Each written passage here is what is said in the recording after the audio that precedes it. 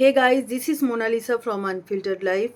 আজকে অনেক দিন পর একটা বড় ভিডিও নিয়ে এসেছি এবং এই ভিডিওটারও প্রথম থেকে শেষ পর্যন্ত তোমাদের কাছে রিকোয়েস্ট রইল অবশ্যই শুনবে, কারণ এই ভিডিওটা কিন্তু একদম মানে একটু অন্য ধরনের আর এবং বিশেষ করে ইয়ং জেনারেশনকে নিয়ে তো অবশ্যই করা।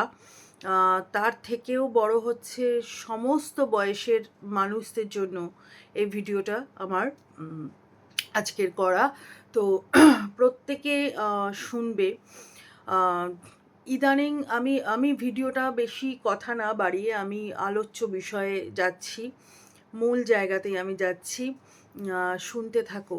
ইদানিং আমি দেখতে পাচ্ছি সোশ্যাল মিডিয়ায় বেশ কিছু ইয়ং জেনারেশন লিখছে যে জীবনটা এখানেই শেষ করে দিতে চাই, এই জীবনটাকে ঘেন্না হচ্ছে, আমার জীবনকে আমি ঘেন্না করি। হ্যাঁ, এরকম লিখছে। তারপর একটু এজেড মানুষজনও লিখছেন।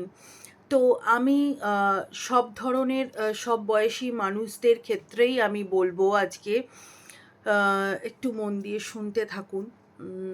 জীবনটা তো আমরা পেয়েছি আহ, ঈশ্বরের আশীর্বাদে। আমাদের প্রত্যেকেরই এক একটা জীবন, ঈশ্বর আমাদের শরীরে প্রত্যেককে জীবন দিয়েছেন। তো সেই জীবনটাকে কিন্তু আমাদেরকেই ঠিক করতে হবে, সেই জীবনটাকে আমরা কতটা সুন্দর করতে পারবো সেটা নির্ভর করে শুধুমাত্র আমাদের উপরে। এবার এটা মানে কি এটা যে আমার যদি আজকে প্রচুর অর্থ, প্রচুর বাড়ি গাড়ি থাকে তাহলেই আমার জীবনটা সুখী হবে, আর আমি যদি ধুলো মেখে পথে ঘাটে ঘুরে বেড়াই তাহলে আমার জীবনটা দুঃখী হবে? এটার কিন্তু কোনো মানে নেই। কারণ জীবনটাকে যদি জীবনের মতো উপভোগ করতে আমরা পারি, জীবনটাকে যদি সেইভাবে আমরা চালনা করতে পারি, জীবনটাকে যদি আমরা সেইভাবে সাজাতে পারি, গোছাতে পারি, তাহলে কিন্তু প্রত্যেকেই আমরা একটা সুন্দর জীবন পেতে পারি। আর প্রথমেই বলবো, জীবনটা হচ্ছে আমার, জীবনটা হচ্ছে তোমার, জীবনটা তোমাদের সকলের। আলাদা আলাদা শরীর খাঁচায় আলাদা আলাদা জীবন থাকে। সেই জীবনের ব্যক্তিত্ব একজনেরই থাকে, সেই জীবনের অধিকার যার যে শরীর খাঁচায় জীবনটি আছে সেই শরীর খাঁচার মালিকের ওপরেই সেই জীবনের একমাত্র অধিকার। তাহলে আমার জীবনকে আমাকেই ঠিক করতে হবে, আমার জীবনটাকে আমি কতটা ভালো করতে পারি বা আমার জীবনটাকে আমি কতটা আনন্দে রাখতে পারি, কতটা সুখী করতে পারি। তো প্রথমেই বলি যে প্রথমে নিজেকে ভালোবাসো। নিজেকে ভালোবাসার থেকে তুমি তোমার নিজেকে যতটা ভালোবাসতে পারবে, পৃথিবীর কেউ তোমাকে অতটা ভালোবাসতে পারবে না। অতটা ভালোবাসতে পৃথিবীতে কেউ তোমাকে পারবে না যতটা কিনা তুমি তোমার নিজেকে ভালোবাসতে পারবে। তো আমরা অনেক সময় কি করি, এই রিসেন্টলি কিছুদিন আগে আমার একটি ভাই খুব আপসেট হয়েছিল এবং আমাকে বলল যে দিদি তোমার কিছু লেখা আমাকে পাঠাও। তো আমি তাকে পাঠালাম, সে আমার লেখা পড়ে যথেষ্ট ওভারকাম করেছে। এরকম আমার জীবনে অনেকবার ঘটেছে, আমার লেখা পড়ে অনেক মানুষ ইন্সপায়ার্ড হয়েছে। কিন্তু আমি একটা কথা বলি, আমরা যে কথায় কথায় ভাবি যে না, এই জীবনটাকে আর নিয়ে চলবো না, জীবনটাকে আমি থামিয়ে দেব, আমার জীবনে কিছু হবে না, আমার জীবনটা একদম বৃথা, ফালতু জীবন, এটাকে নিয়ে আমি আর এগোতে পারবো না। এই জীবন না পারবে আমাকে সুখী করতে, না পারবে কাউকে সুখী করতে, তো আমি শেষ করে দেবো জীবনটাকে। কার জন্য শেষ করব? কার জন্য শেষ করব? যারা কিনা আমাদের জীবনকে প্রতিনিয়ত থামাতে চাইছে তাদের জন্য জীবনটাকে শেষ করব, নাকি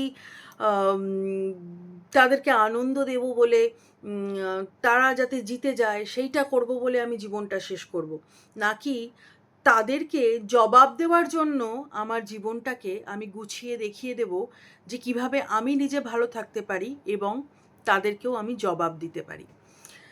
তো প্রথমেই বলি, আমার জীবনের ক্ষেত্রে আমি যে জিনিসটা করি সেটা হচ্ছে, এগুলো একটু মন দিয়ে শোনো, সত্যি আমি আমার জীবনটা নিয়ে এইগুলোই করি। আমি না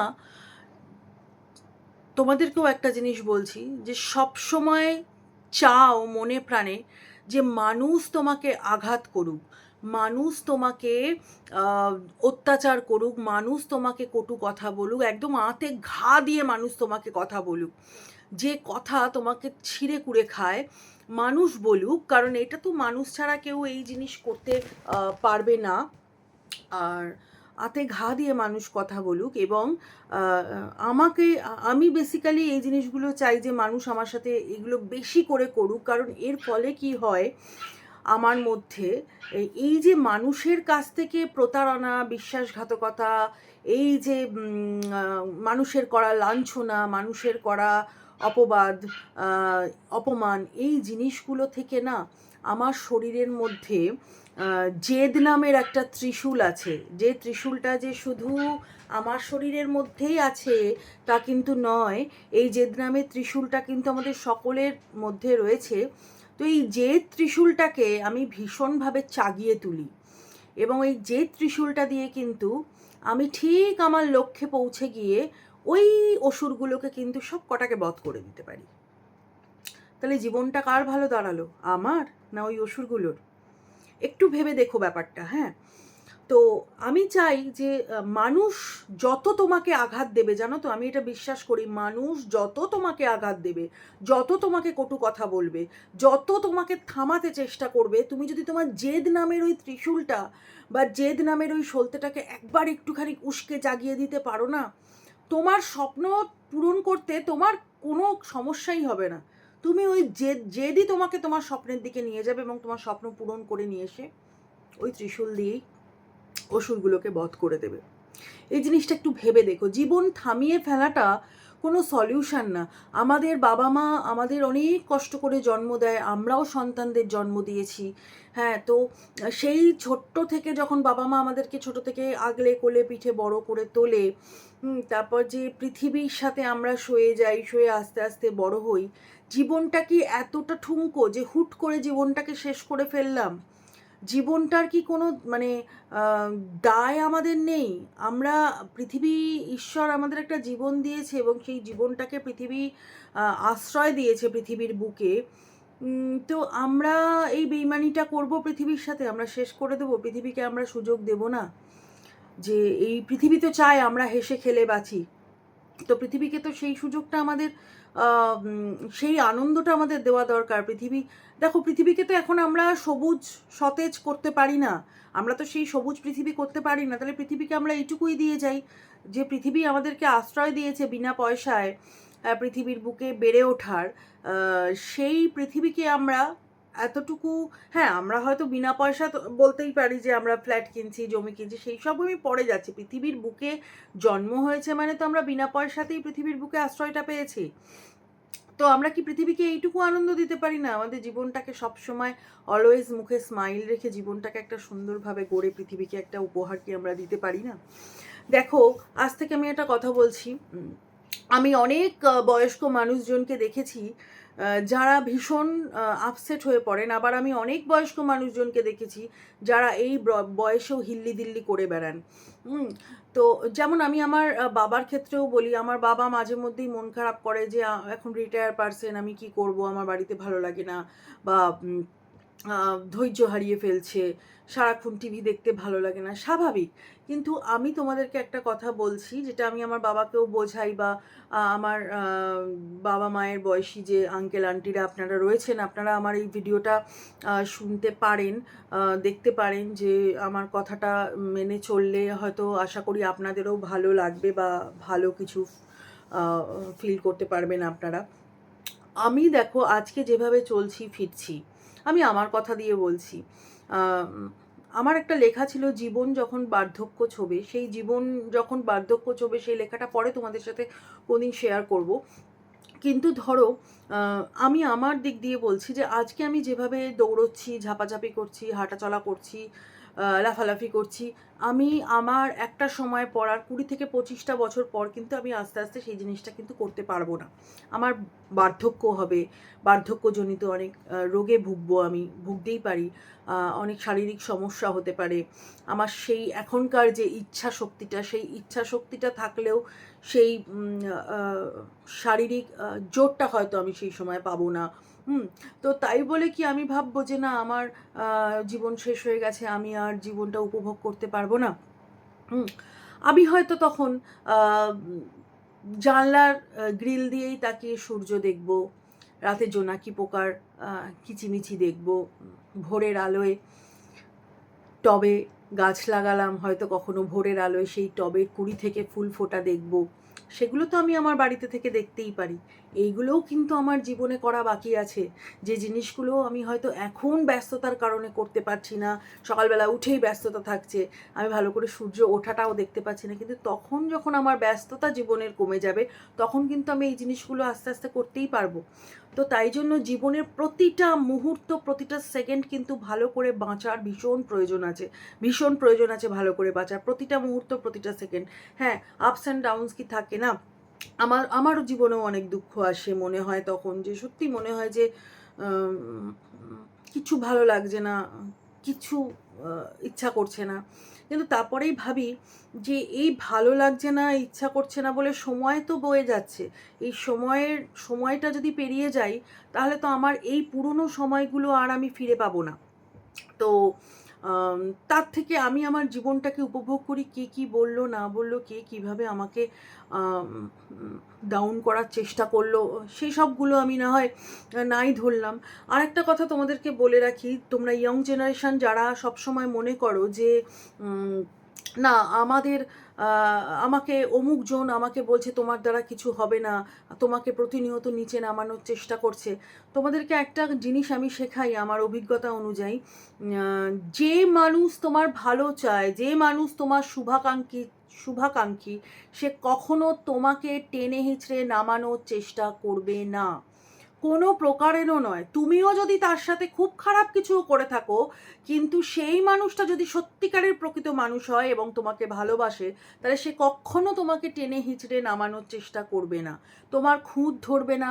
বরং তোমার খুঁত যদি কখনো কিছু যদি খুঁত নয়, সেটাকে ভুল হিসাবে সে বিবেচনা করে সেই ব্যক্তি তোমাকে শুধরে দেওয়ার চেষ্টা করবে, কিন্তু সেটাকে তোমার খুঁত ধরে তোমাকে টেনে হিঁচড়ে নামিয়ে তোমার আত্মমনোবল ভেঙে দেওয়ার চেষ্টা করবে না। যারা এই জিনিসগুলো করে, তোমাকে যারা প্রতিনিয়ত নিচে নামানোর চেষ্টা করছে, যারা তোমার মনোবল ভেঙে দিতে চাইছে, তোমার ইচ্ছা শক্তি ভেঙে দিতে চাইছে, তারা কখনোই তোমার জীবনের জন্য বা তোমার জন্য শুভাকাঙ্ক্ষী নয়। এই কথাটা কিন্তু ভালো করে মাথায় ঢুকিয়ে নেবে, প্রত্যেকে ভালো করে মাথায় গেঁথে নেবে। সেই সকল মানুষকে কিন্তু সব সময় অ্যাভয়েড করবে।